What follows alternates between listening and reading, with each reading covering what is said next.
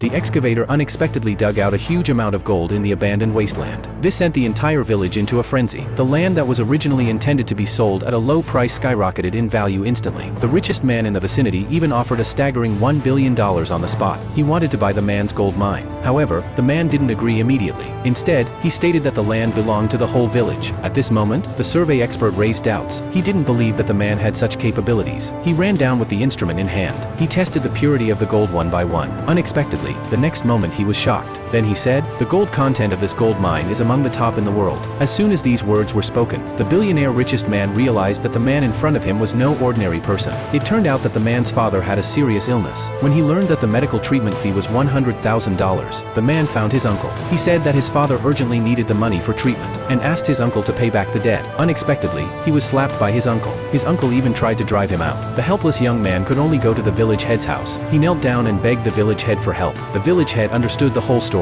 He directly called the villagers through the loudspeaker, and he took out all his savings and gave them to the young man. Before the young man could thank him, a large number of villagers ran over. Looking at his simple and unpretentious fellow villagers, the young man couldn't help but kneel down in front of them. He immediately promised that he would never forget this kindness in his whole life. Once the gold mine was dug out, he would repay them 1,000 or even 100 times over. Perhaps it was the blessing of heaven. The man really dug out the gold. The rich man immediately asked the man how much money he wanted. The man said that he wouldn't sell it for any amount of money. However, instead of getting angry, the rich man chose to cooperate with the man. He also said that their village could earn even more money. Then the man told the rich man, as long as the bully was made to pay the price, then the cooperation would be successfully reached.